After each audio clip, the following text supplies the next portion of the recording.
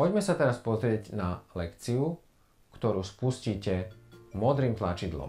Tentokrát si vyberiem lekciu z abecednej časti, z vetvy slabiky, túto prvú lekciu. Pozriem sa, aké slabiky obsahuje a povedzme, že si nechám 5 slabík. Klikám na tlačidlo spustiť. Teraz som použil zelené tlačidlo. Rozpráva tablet. Da. Lekciu predčasne ukončím. Zruším, pokračujte, kde ste skončili a idem použiť modré tlačidlo. Teraz musím rozprávať ja. Predtým, ako sa lekcia spustí, je tu táto informácia.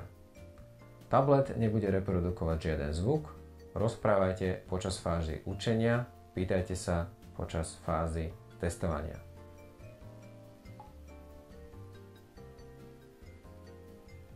Nechám dieťa, aby postupne klikalo na jednotlivé slabiky a budem komentovať, čo robí. Klikla si na slabiku da. Toto je slabika la. Toto je slabika ma. To je za.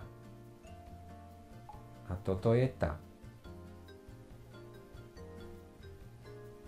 Toto bola fáza učenia. Vo fázi testovania je najdôležitejšie, aby ste si všimli rímske číslice, ktoré sú v pravom dolnom rohu každého objektu. A tieto rímske číslice určujú poradie, v ktorom sa musíte žiaka pýtať. Sandra, ukáž mi slabiku ma. Výborne, perfektne si to urobila. Sandra, a teraz, kde je slabika da? Výborne, ty si šikovná. Sandra, ukáž mi prosím ťa slabiku la. Výborne. Je potrebné dodržať toto poradie, aby program vedel vyhodnotiť, či dieťa odpovedá správne alebo nie. Ak odpovedá správne, tak ako ste pred chvíľou videli, môže zhora vysunúť posilňujúci obrázok. Takže Sandra, kde máme slabiku tá? Výborne. No a tá posledná, to bude slabika za, že? Super.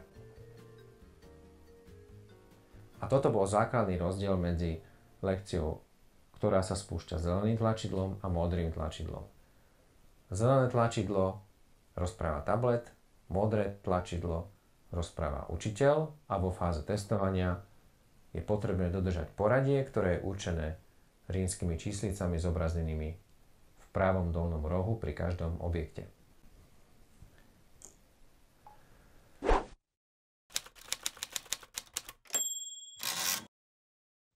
Poďme si dať ešte jeden príklad z vizuálneho slovníka z časti príroda, divé zvieratá. Opäť kliknem na modré tlačidlo.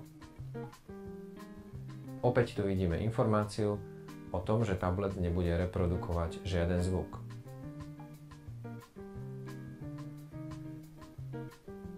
Toto je labuť. To je diviak a žije v lese. To je kamzík a žije na vrcholov hôr. To je páv. Môžeme ho vidieť v zoologickej záhrade. Toto je vlk a žije v lesoch. Toto je orol a hniezdí vysoko v stromoch. Toto je krkavec a tiež má hniezda veľmi vysoko. Toto je jastrab a je to dravý vták. Toto je poník.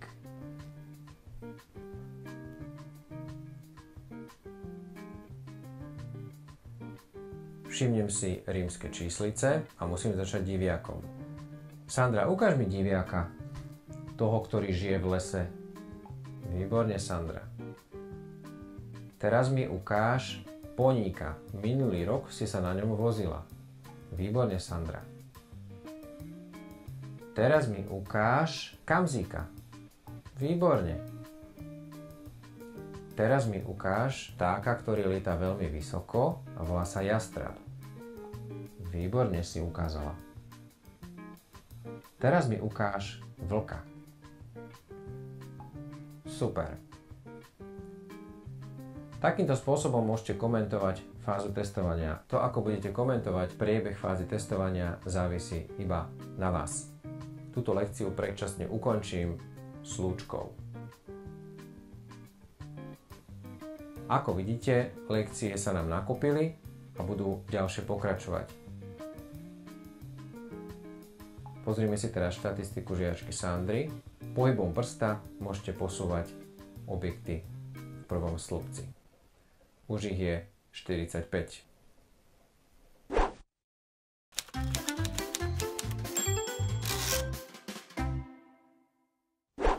V nasledujúcej časti workshopu sa budem venovať konceptu posilnenia. Viac o posilnení správania nájdete na stránke www.interaktívnyšlabikár.sk alebo www.interaktívnyšlabikár.cz v časti Odborné koncepty použité v platforme Visual Reading.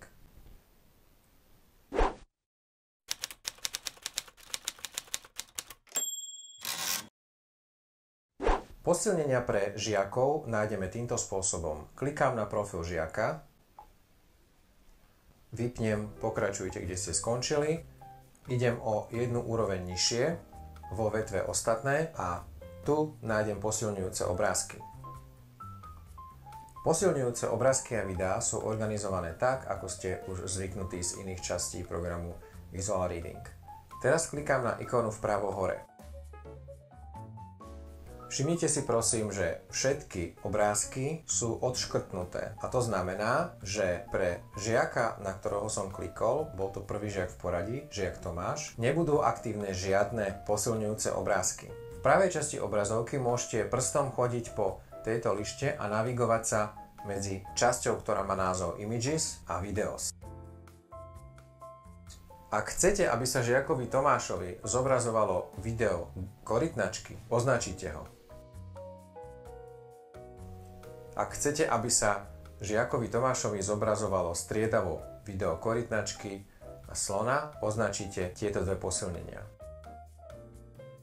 Keďže vopred nevieme, aké posilňujúce videá a obrázky sú pre vašeho žiaka zaujímavé, ponúkame vám možnosť pridať vlastné posilnenie pre konkrétneho žiaka.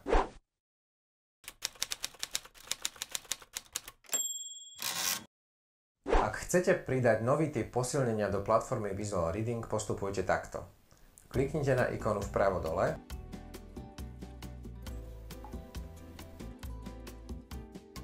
Kliknite na pridať obrázok alebo animáciu. V tomto momente sa zastavím. Ja už som si všetky posilnenia, ktoré chcem pridať do platformy, pripravil a preto zvolím pridať obrázok z galérie. Ako prvé budem pridávať rodinných príslušníkov a zvieratko, ktoré v rodine žije.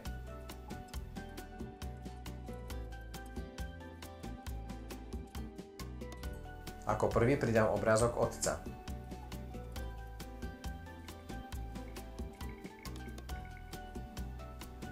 V tejto časti môžem, ale nemusím nahrať zvuk.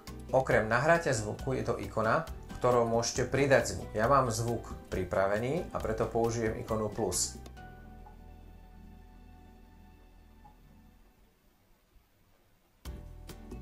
Mám pripravený audiosúbor, v ktorom otec vysloví slovo super.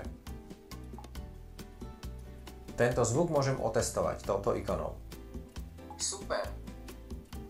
Na záver klikám na tlačidlo uložiť. Na pravej strane obrazovky uvidíte nové písmeno a je to R.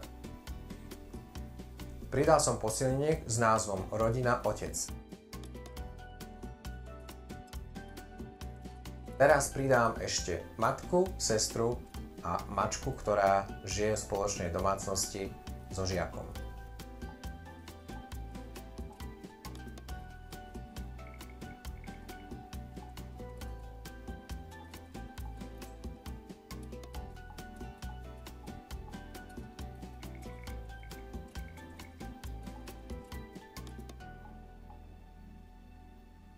Ako poslednú pridám mačku.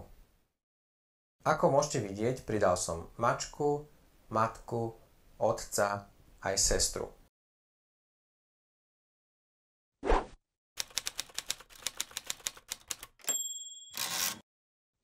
Poďme sa teraz pozrieť, ako budú vyzerať posilnenia v lekcii základné farby a tvary.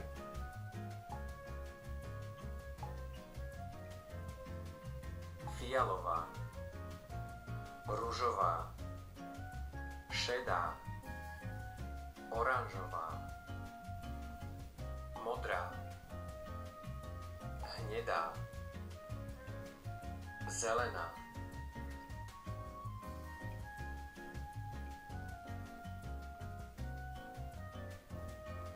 fialová,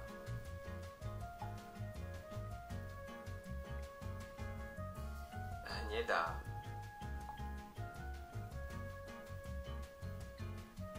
šedá. Výborne.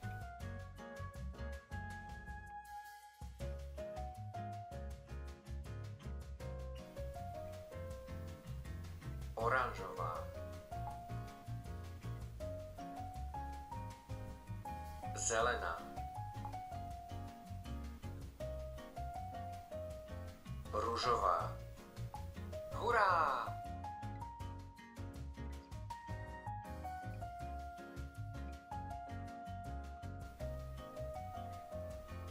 Modrá,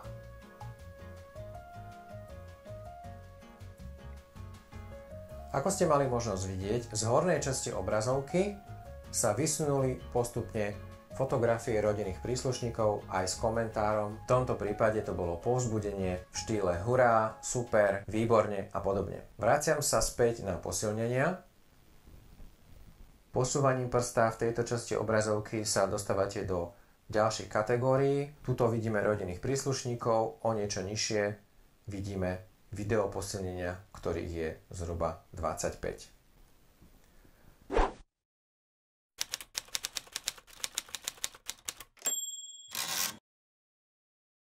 V nasledujúcej časti pridám ďalšie posilnenia a sú to rozprávkové postavičky. Postup je rovnaký ako pri pridávaní rodinných príslušníkov.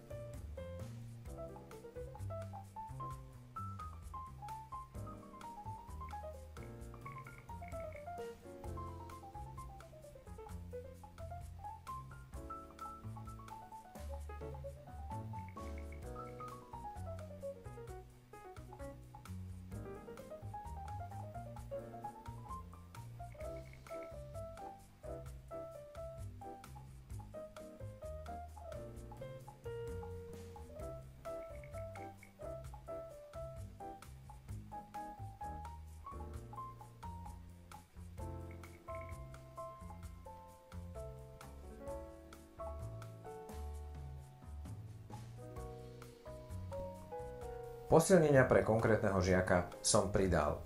Sú tu rôzne postavičky z rozprávok a sú tu rodinní príslušníci. Keďže zaškrtnuté sú iba tieto posilnenia pre konkrétneho žiaka, ostatné posilnenia sa v lekciách zobrazovať nebudú.